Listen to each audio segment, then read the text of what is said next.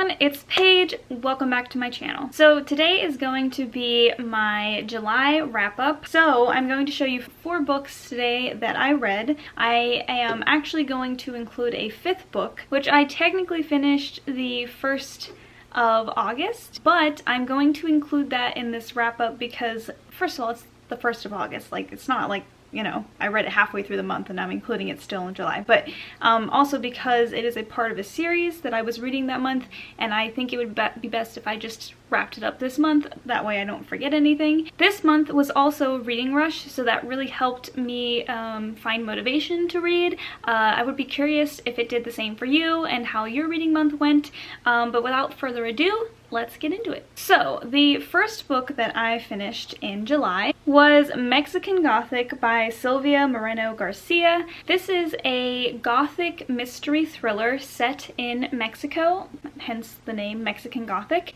and I picked this up. This was actually really anticipated for me, so I've been watching for this release for ages. I absolutely love Gothic literature, so I was really excited for this novel because I do like her work, and I have read Gods of Jade and Shadow, which I really enjoyed. This follows a girl named Naomi who one day receives a very weird letter from her cousin who has recently gotten married, and the letter is basically this like cry for help. So Naomi is sent by her father to go and check out the situation and see if her cousin needs help. So she ventures into the countryside to visit her cousin's new husband's kind of like manor. So her husband is actually English slash British, and he has come to Mexico. His whole family has come to Mexico for, I think, mining. So they've kind of established this like manor on top of this creepy foggy hill, cemetery included, and they don't really associate with the like the native villagers. So she comes and visits this kind of manor and is beset by a lot of weird things. This novel was completely unexpected. It definitely took some new turns that I was not expecting whatsoever. Very atmospheric and creepy. Also, the heroine, Naomi, is very, very like stylish and cool.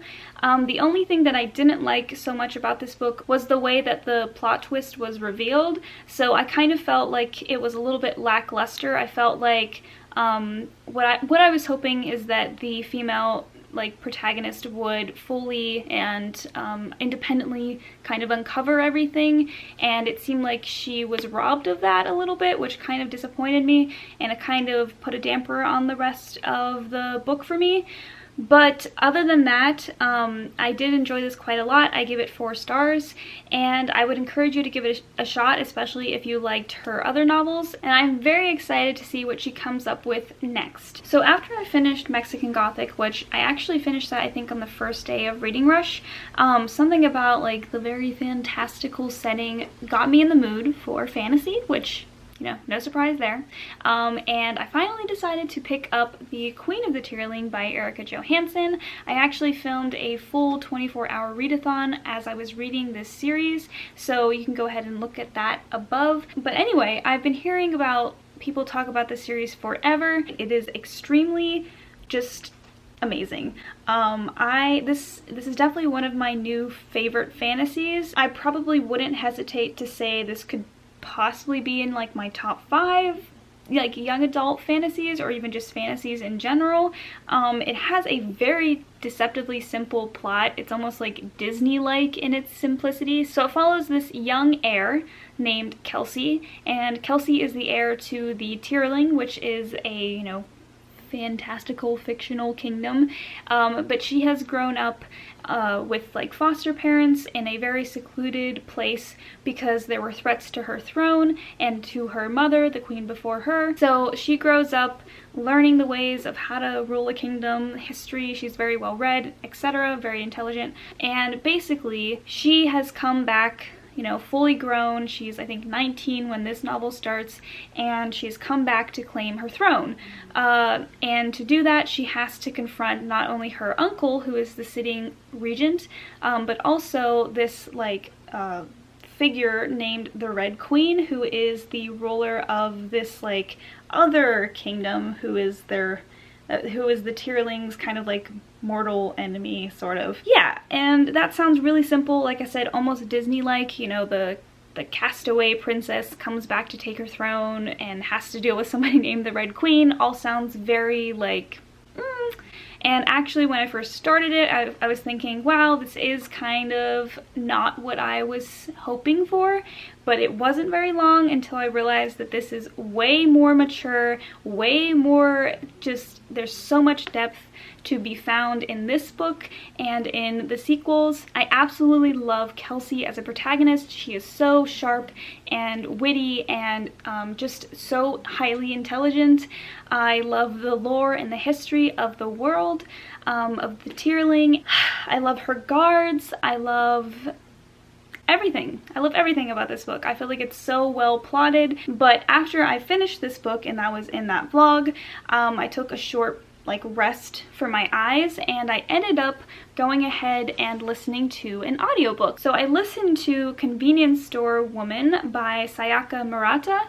And this is like a Japanese fiction novel. It's actually been translated into English. It's very interesting. So it's a very short book, and it follows the protagonist Keiko, and Keiko is this 38-year-old who has spent her life working at a convenience store, and she feels very like called to that profession, but her whole life she's had trouble fitting in, she's had trouble relating to other people.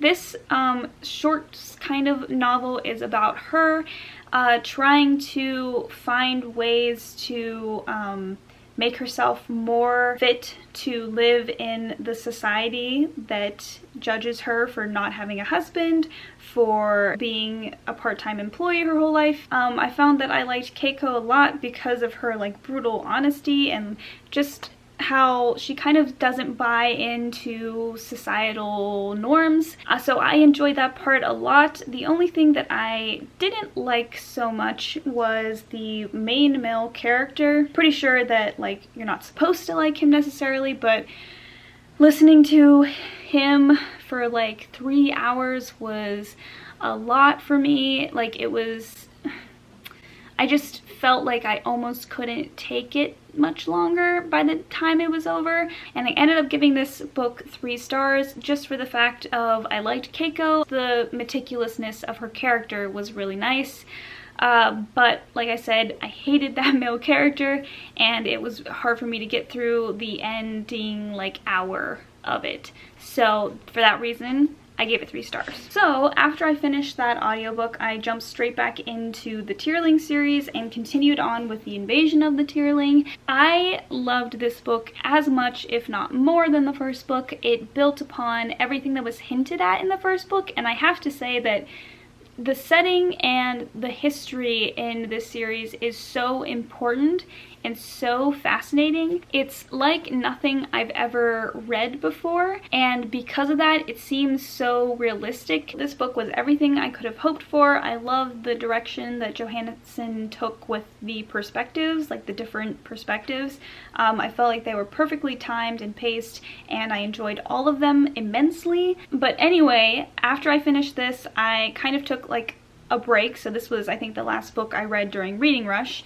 And then I continued on, as promised, with the final book in the series, which was The Fate of the Tearling. Yeah, this was such an interesting finale. I blew through it, obviously, because it's just as good as its predecessors. It's absolutely amazing. But I feel kind of traumatized by it. If you have read the series, you might know exactly what I'm talking about, and I do kind of have issues with the ending. I don't know how to feel about it yet. I'm not sure if like the ending makes sense and like feels correct to me, or if the ending kind of made everything else feel pointless. And that problem is still settling with me because I finished this book just today. Today is the 1st of August, and it is haunting me because I feel like I have so much just... Actually, you know what? I'm going to throw in a little spoiler section here. because this is the last book that I'm going to talk about. The reason why the ending is so rough for me is I understand that this book is really about the strange connectedness of past and present and future, and I have always enjoyed that about this series, and for that reason, the ending being in this like weird alternate new reality kind of makes sense because, you know, past and present and future are all, you know, connected in that way. But at the same time, I feel like all of the characters that I cared about, except for Kelsey, are gone. So I'm very happy that Kelsey, you know, maybe made a decision that changed the lives of all of her guards, for example, for the better. But at the same time, those people aren't really her guards, right? Because they haven't led even remotely the same lives. They don't have the same memories. So I almost feel like her real guards, you know, the people who struggled their whole lives and protected her and all that stuff, like, their ending was just oblivion. Like, they practically are just dead now. And, like, these new people who share their faces and share their DNA have a really great life now. But it just felt like all of these characters, especially Mace, seeing Mace the way he is at the ending of this book almost killed me. Seeing him like that, like happy, but also just not himself, was like really traumatizing to me. And for that reason, I'm having a hard time rating this. I don't even know if I ever will, because I like that it was a bit of a shock factor. I like that it kind of coincided with what she was hinting at, but I don't like that I just feel like everything was almost pointless beforehand. I also, it was weird because it felt like the end all be all became this like crown that she wore at the end, which wasn't even like made by her. It seemed like the only thing she did that changed the course of like history in like that very specific moment was deciding who to kill and who not to kill in the past with the crown that she just got because of Father Tyler. I don't know. I'm having a hard time with it, but we're not in spoilers anymore. Stand by what I said at the beginning of this series review. It is now one of my favorite fantasy series, and I think probably the controversy of that ending of the final book is a part of why I love it so much, because there's a lot of talk about there, a lot of philosophical ideas being discussed. It's very polarizing. It's very interesting. And the most interesting thing maybe is that there's now a prequel coming out that is following Mace, and of course I will want to read it because Mace is absolutely one of my favorite characters. I would love to see him as a younger man. Anyway, those are my thoughts for this reading month. I'm happy with what I got done. I'm very happy that I finally finished the Queen of the Tearling series, which I have been wanting to read for seems like years, probably has been years at this point. If you have any books you would like to talk about in the comments, books you've read this month, or even books that I read that you have read in the past that you have comments on, please, you know, drop those comments below. Let me know what you thought of them. If you did like this video, please like, comment, and subscribe. And if you haven't already, follow me on Goodreads, Twitter, and Instagram. I was updating my Goodreads the whole time I was reading all of these books, so it's always fun to interact with you guys on there. That's all I have for you today. I hope you have a very good week, and I will see you very, very soon. Bye!